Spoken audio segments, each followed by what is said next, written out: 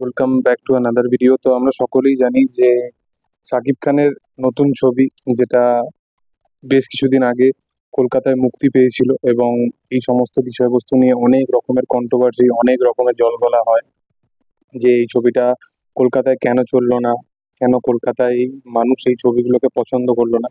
তো আমি মনে করি যে এই বিষয়বস্তুগুলো নিয়ে যে কন্ট্রোভার্সিগুলো হচ্ছে, এগুলোর একটা অন্তিম পর্যায়ে আসা উচিত। এবং একটা সিনেমা, সেখানকার সেই জনরার মানুষেরা দেখে এসছে এবং সেই জনরাটাকে মানুষ পছন্দ করেছে, তাদের কাছে হয়তো এটা বেস্ট কাজ হতে পারে। তো সেই অনুযায়ী তারা সেই কাজটাকে পছন্দ করছে, তাদের রিভিউয়াররা অনেকে এই জিনিসটাকে বেটার বলছে।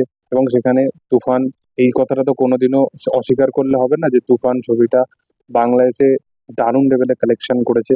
ইভেন বাইরেতেও যদি খোঁজ নিয়ে দেখা যায়, ওভারসিজ কালেকশনও তুফানের বেশ ভালো। শুধু একটা পার্টিকুলার জায়গা থেকে, একটা পার্টিকুলার স্টেট থেকে তুফান বক্স অফিসে ভালো রেসপন্স পায়নি মানে এই নয় যে ছবিটা কখনোই ফ্লপ ছবি, তো সেটা কখনোই নয়। তো তুফান ফাইনালি কলকাতা যেখানে চলছিল সেই বক্স অফিস থেকে তুফান এখন সরে গেছে। এখন আর তুফান কলকাতায় সেই লেভেলে আর চলছে না।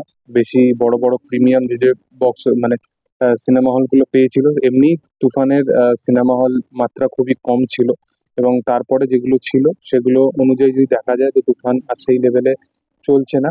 এবং সেই ছবিটা না চলার কারণে ছবিটাকে সিনেমা হল থেকে এখন সরিয়ে দেওয়া হয়। এর পিছনে রিজন আমি একটাই জিনিস আগেও বলেছি, এখনো বলছি যে শাকিব খানকে নিয়ে যতটা বাংলাদেশের অডিয়েন্স যতটা তাদেরকে সেই লেভেলে ভাবে, এখন অব্দি কলকাতার অডিয়েন্সের কাছে সেই লেভেলে ওই জিনিসটা ওয়ার্ক করেনি। ইভেন এটা শুধু শুধু শাকিব খানেরই ছবি না, এটা চঞ্চল চৌধুরীর ছবি, এবং চঞ্চল চৌধুরী অনেক জনের কাছেই জনপ্রিয়। তার নাটক থেকে শুরু করে তার অন্যান্য সিনেমাগুলো, হাওয়া থেকে শুরু করে আরো অন্যান্য অন্যান্য অনেক ছবি ছিল যেগুলো সে এতদিন ধরে করে আসছে, এবং তার কাজ অনেক মানুষ পছন্দ করে। তো তারপরেও তুফান ছবিটা চললো না তো কলকাতাতে। তো সেই রিজন ওয়াইজ আমার মনে হয় যে হয়তো মানুষের ছবিটা পছন্দ হয়নি, বা ওয়ার্ড অফ মাউথ স্ট্রংলি ছবিটা প্রচার হয়নি এইখানে। এবং তার সাথে সাথে এখানের মানুষরা তো সেই লেভেলে যতজন দেখেছে, তারা ওয়ার্ড অফ মাউথ জিনিসটাকে সেই লেভেলে স্ট্রংলি জিনিসটাকে প্রচার করেনি, কারণ তাদের জিনিসটা ভালো লাগেনি, সেই কনসেপ্টটা ভালো লাগেনি। তারা আরো মোর দ্যান এক্সপ্লোর করতে পারে এই কমার্শিয়াল জনরার কাজগুলো নিয়ে।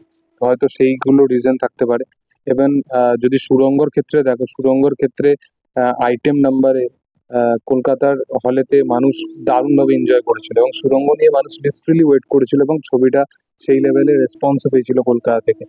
তো ব্যাপারটা সেটা নয়, সিনেমা যদি ভালো হয় মানুষ ভালোই পাবে। ইভেন হাওয়ার ক্ষেত্রেও, হাওয়াও কিন্তু বাংলাদেশের ক্ষেত্রে হিট হওয়ার পরেও ছবিটা নিয়ে আমি ডিটেলসে যাচ্ছি না কেমন কি না, কিন্তু কলকাতার অডিয়েন্স যতজন প্রথম সপ্তাহ বা যদি দেখো, সেইখানে কিন্তু হাওয়া ছবিটা কিন্তু মানুষ কিন্তু দেখতে গেছিল। তো ভালো ছবি হলে অবশ্যই মানুষ পছন্দ করবে, ম্যাটার করে না সেটা কোন সুপারস্টার কিনা। হ্যাঁ, যদি স্টারডাম নিয়ে কম্পারিজন করা যায়, তো আমার মনে হয় যে কলকাতা বাংলাদেশ এই দুটো উম, মানে জনরারই মানুষ বা অভিনেতা, তারা অন্যান্য অন্যান্য, তো তাদের টেস্ট আলাদা, তাদের স্টারডাম তাদের নিজের জায়গায় অনেক বেশি। তো সেটা নিয়ে এই রাজ্য এবং ওই দেশের মধ্যে কখনোই আহ, আমার মনে হয় না যে কম্প্যারিজনটা ফেয়ার হবে। তো যাই হোক, তোমাদের এটা নিয়ে কি মতামত অবশ্যই কমেন্ট সেকশনে জানাতে পারো। ভিডিও ভালো লাগলে অবশ্যই লাইক শেয়ার সাবস্ক্রাইব করে দিও। Thank you all, by.